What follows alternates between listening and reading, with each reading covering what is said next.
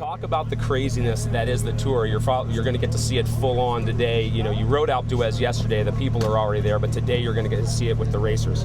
Yeah, I can't wait. I mean, I have no idea what to expect. I've seen it on TV, but this is just a whole other deal. Talk about the appreciation you now have for what Lance has been able to pull off, not once, of course, but 7 times. It leaves me speechless. Like, I mean, obviously he's extraordinary when you watch him from afar, but you know, seeing this and then, you know, eventually, like, you know, watching what he can do on the bike, even riding with him a little bit, it's just unbelievable. You've got Alpe d'Huez in your back pocket. Are you hooked now, or any other climbs you want to do? Hell yeah, man. It's just the beginning. Just All the right. beginning. Cool. Yeah. Enjoy. All right. Thanks, brother. Jake, have you got any tips for the tour? Yeah. I've been here a day, not many tips, man. He set the record on Alpe d'Huez yesterday, man, for movie stars. For movie stars. I set the record for actors yesterday. Which was pretty. Have you been following the tour? Yeah. So any sort of perception about how you feel about how this year's race has been going? Well, obviously it started off a little rocky, but I mean, I'm not one to really give any, you know, tips or advice or opinion about any of it. Just some pretty nasty crashes I've been seeing. If you were a gambling man, who would you put your money on? I don't want to say. Popovich. Yeah, we'll say Popovich today. Yeah. As long as you cheer for Landis. Huh? As long as you cheer for Landis. Well, I'm not restricted, that's for sure. But I cheer for who I want to cheer for. Whether I cheer for him or not, I'll keep that a secret. You know? Keep an eye on you there. Yeah, man. Let's go check the village out. All right, see you guys. Have a good day. What the problems it was that I was having, it could have been crashes, could have been infections, could have been weight loss, too much weight loss, and whatever it was, I just tried to fix. So I go back to the roots, and the roots are eating hamburgers, pizza, and enjoying my dinners, and training hard, and you know, everything else I just put on the side and started watching movies and relaxing and doing my own thing.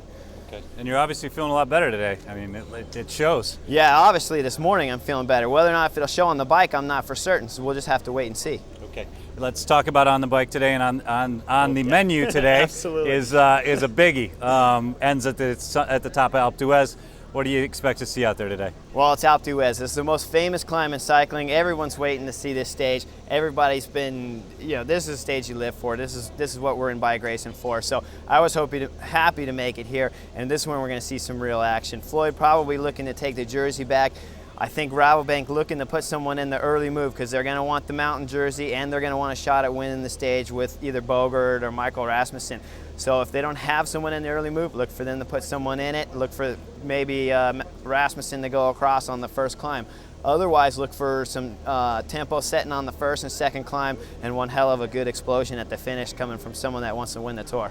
Okay. When was the last time you were up Alpe d'Huez? Never did it before, first time. No kidding. That's pretty. What's going? I mean, you got to be excited. It's the Wrigley Field of cycling, if you will. Yeah, absolutely. I was looking forward today. Even when I was having bad days back there, I was like, come on, we got to make it. We got a rest day. Then you got Alpe d'Huez. You got to make it to Alpe d'Huez. A lot of reasons to continue in the tour, and I've used them all up. So this was the last one I was holding on for. Hopefully the form's good now, and then we're good to go because I want to have a good ride up Alpe d'Huez. Okay. Well, with that, we'll let you go and get out of the sun. We wish you luck out there today, and we'll check back with you tomorrow. Thanks. I'll talk to you tomorrow.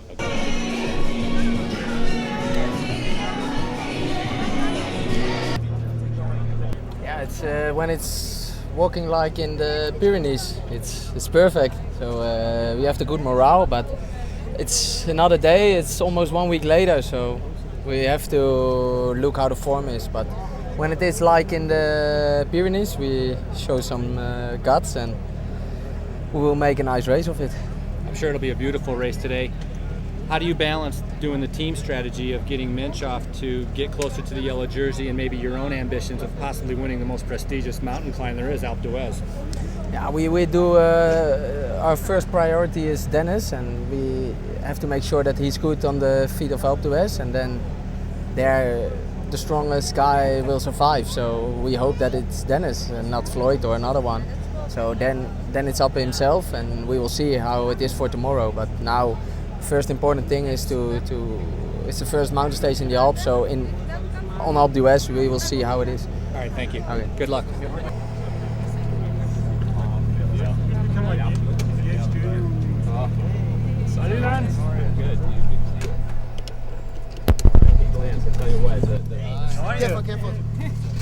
the saying is what a difference a year makes, but aside from the obvious, the fact that you're not wearing Lycra, how different is it for you to be here this year? It's quite different. It's quite different standing here like this, but I still wear Lycra almost daily. Tell me, I know you've admitted you don't watch much cycling on TV, but talking with the boys the past couple of days, what's your impression of this year's tour so far?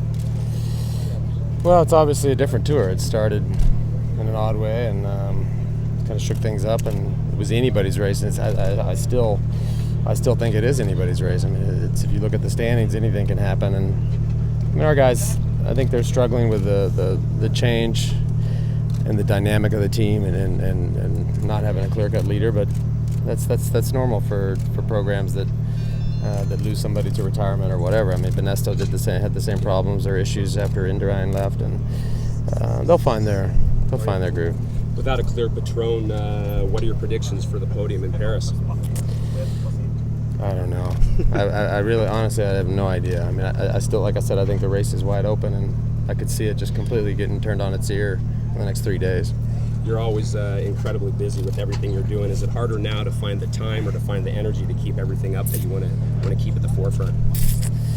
Yeah, the retirement thing hasn't really worked out. I managed to be busier than ever, and perhaps I needed to be better at saying no, but I can't complain. I mean, work is great. The foundation work is great. We're making big strides there, and having a bit of fun, hanging out with my kids. So no complaints. All right, enjoy being a spectator today. Thank you. Vous êtes content d'être sur le Tour de France?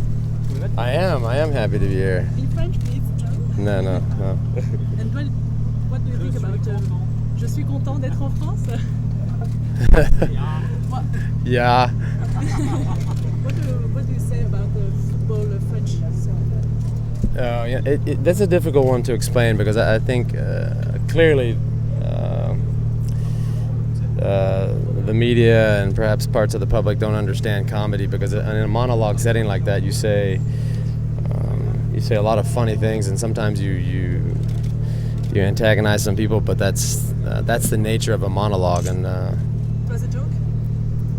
that's, of course, it's a joke. But if you watched, unfortunately, the most of the media didn't watch the entire monologue, so you make fun of, for example, if you make a joke to Bodie Miller, they show Bodie Miller, he's laughing because it's a joke. So if you don't understand the dynamic, then I can't sit here and explain it to you. Are you happy to be in France? I am happy, yeah. I love the race. I love the country. It's funny, because I get asked all the time, what do you think about France, or what do you think about the French people? And I say, I love the country and the people, but of course they never report that, so that's okay. Cool? Yeah. Thanks, bud. Yeah.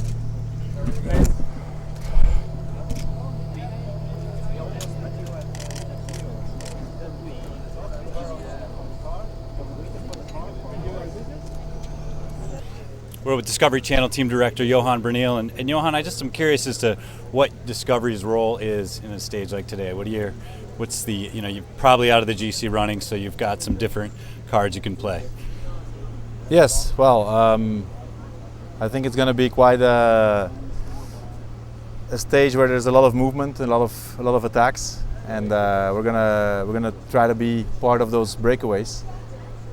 And I think it's a wide open race. Obviously, we don't have the best climber in our team right now, but nothing says that the next stages are going to be won by the best climber.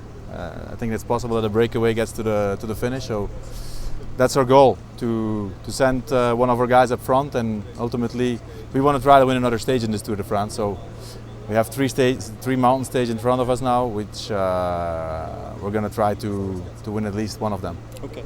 There's been a little bit of, in the press anyways, a little bit of back and forth between Phonak and Discovery. Is there any bad blood between these two teams? Maybe some, residuals from Floyd's departure a couple of years ago? Not that I know of. Yeah. No, I mean, I've been reading about it also, but we are here to do the best race we can, and we lost our GC ambitions. Doesn't mean that the Tour de France is over for us, and we are here to try to win another stage. So I don't care what's the outcome of the race, actually. Okay. What about the talk that maybe an allegiance has been formed by Rabobank and Discovery? Sort of mutual interests out there. Any truth to that? Not at all. Not at all. I mean, the stage that I mean everybody thinks about refers to the stage that Popovic won, and I think what happened there was quite logical. You know, Popovic is a guy who has to attack, and Freire is a sprinter. And if he was going after Popovic all the time, then Balan would probably have attacked. Or Balan is quite fast in the sprint too, and a sprinter, a real sprinter in a small group, isn't any sure to win the stage. So I think it looked a lot different than it really was. Okay. Last one, just got to be exciting to have the having your 7-time tour winner here with the team. But he probably came in last night, I'm guessing. Yeah, it's good. It's good. He's here. He talked to the boys. He told them what he thinks, and I hope he makes them go faster. Show me another sport that's not. It always seems to be police which actually discovers things, you know, not PCI, which is painful for the sport.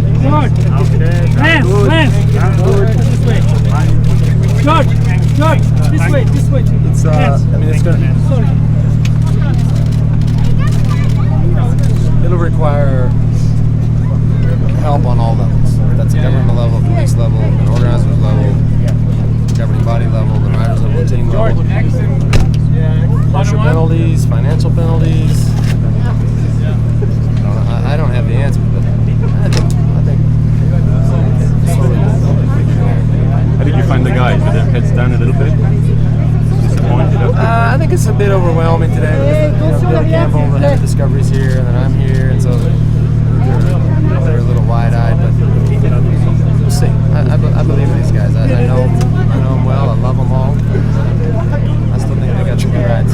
Managed to understand what didn't go right so far within the team or with Thor? I think it's just hard for them to. It's a hard adjustment going from riding on the front, carrying a guy through the mountains with the yellow jersey. I think in years past they were sure that I was going to win. They completely believed in me. Then you take that person out of the mix. I think that's a hard transition. Is it more psychological than physical? Yeah, definitely. You feel racing today? How are you?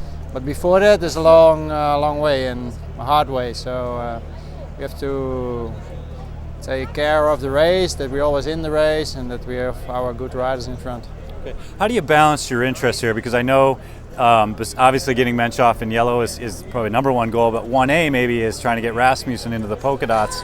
Do those conflict at all in how you devise team strategy? Only when it's not conflicting, then they can get the points for the mountain jersey. When there's a conflict with Menchoff, we don't attack for those climbs. We always think about Dennis first, because now we're in that situation. For today, we have to make that the most important thing, the GC of Menchoff. Okay. Do you feel like Phonak's vulnerable? It's been a lot of talk that they're a one-man team right now. Do you feel like you can get after him? I think there will last 1 or 2 more with him.